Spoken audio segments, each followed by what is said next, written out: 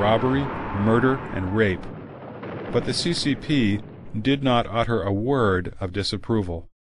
Similarly, when the Soviet Union supported Outer Mongolia to become independent from China, the CCP was once again silent. At the end of 1999, the CCP and Russia signed the China-Russia Border Survey Agreement.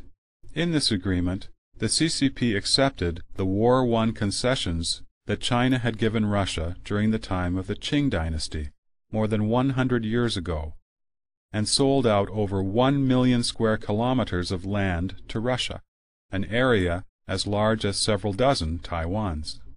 With respect to other border issues, such as the Nansha Islands in the South China Sea and Diaoyu Island in the East China Sea, the CCP does not care at all, since these issues do not impact the CCP control of power. The CCP has made a fanfare of so-called unifying with Taiwan, which is merely a smokescreen and a devious means to incite blind patriotism and keep public attention off domestic conflict.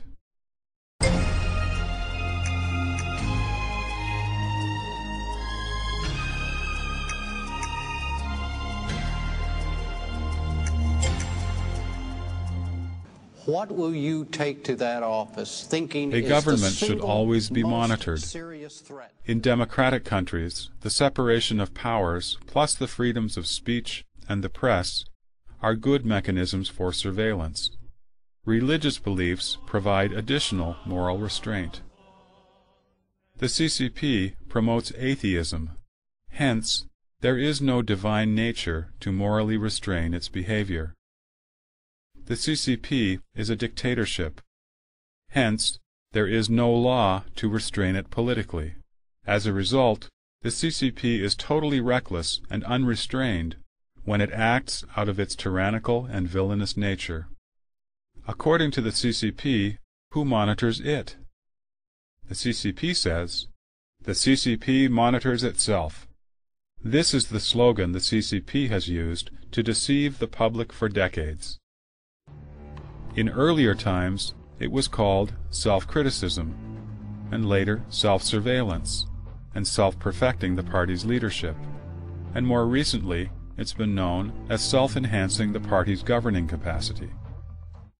The CCP emphasizes the superpower it has for so-called self-improvement.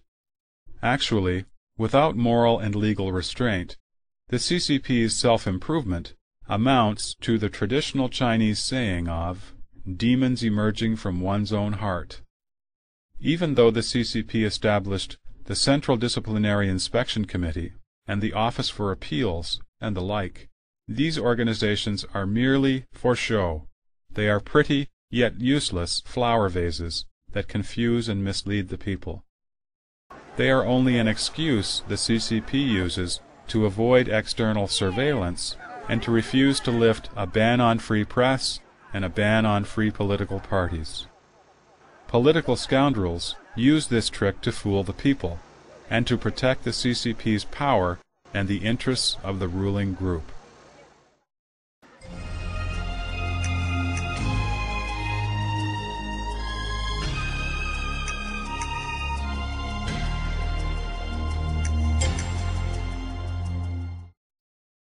The CCP has promoted many exemplary cadres and has often attracted some idealistic and diligent people to join the party in order to enhance the party's image.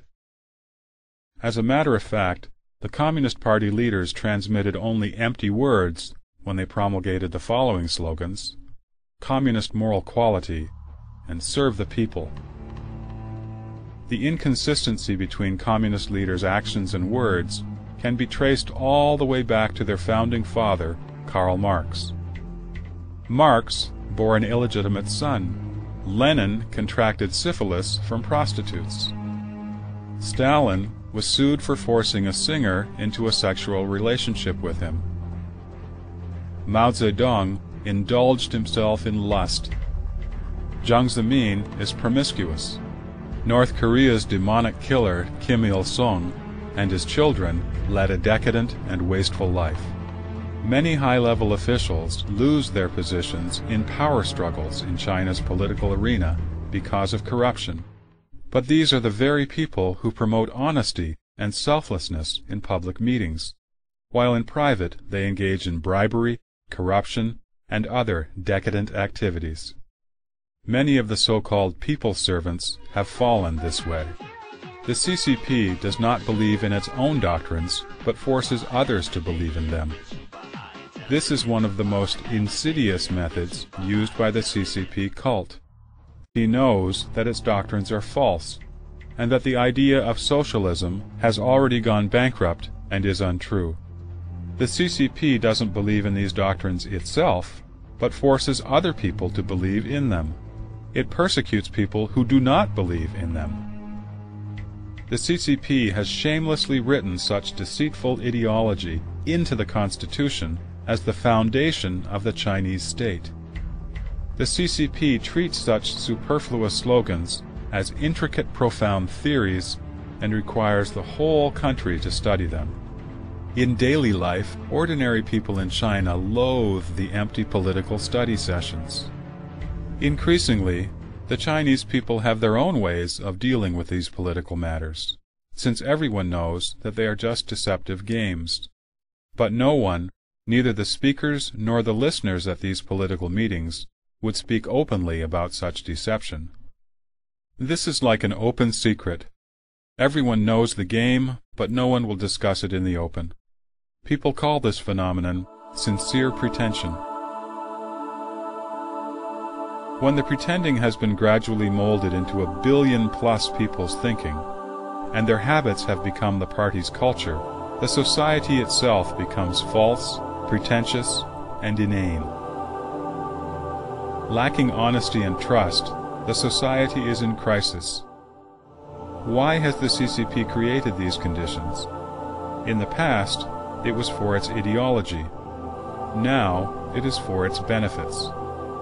The CCP members know that they are pretending, but they pretend anyway. If the CCP did not promote such slogans and formalities, it couldn't bully people. It couldn't make people follow and fear it.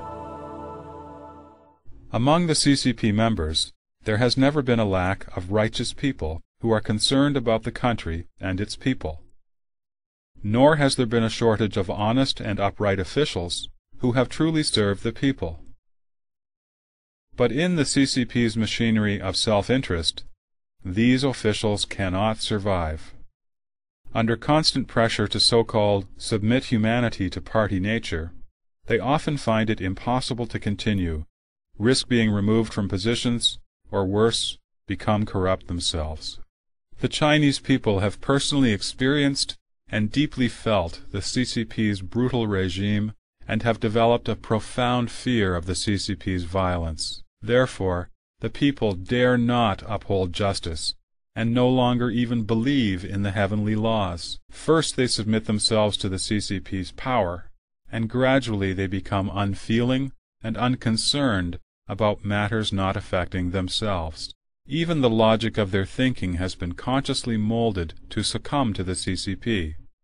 This is the result of the CCP's mob-like nature.